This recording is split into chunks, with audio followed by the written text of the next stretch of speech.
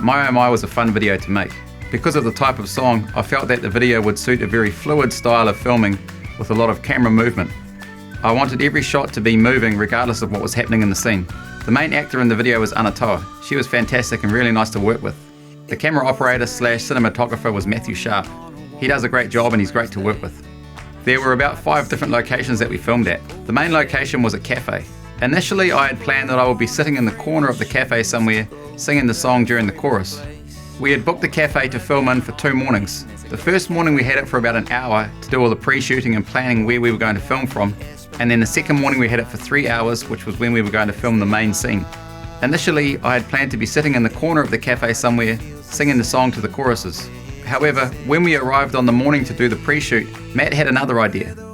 He thought that I should be moving around the cafe singing.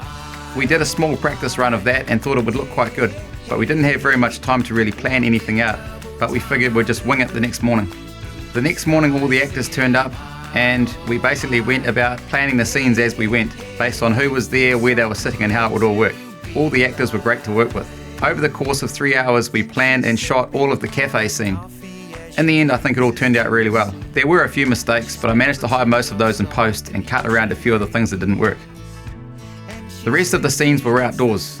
In the weeks leading up to the shoot, I had gone to all the different outdoor locations we were planning at shooting at, and we shot a lot of different material from different angles to see which ones would work the best. When we had filmed at all the different locations, I basically edited together all the shots that I thought would work best. I figured that if I did it this way, when it came to filming on the day, because we had a short window to film, we could basically just film the shots that I knew would work, and I'd already pre-planned how they would all be. It all worked out really well. Here are a few shots from what I had shot in my rough take versus how we actually shot the video. Some of them were basically identical. Blue sky singing my oh my. Hey, hey, hey, it feels so good to be alive.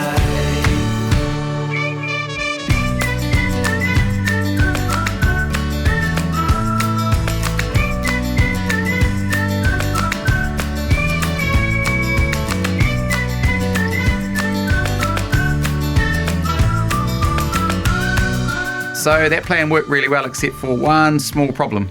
There was one scene where we would track the main subject from behind and then dolly into a water fountain.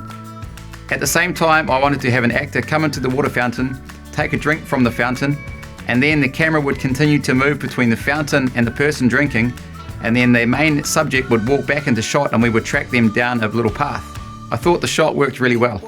On the day of filming, because I didn't know when we would be at that particular location to film this particular shot, I didn't want to have to line up an actor to meet us there and not be able to tell them what time we would be there.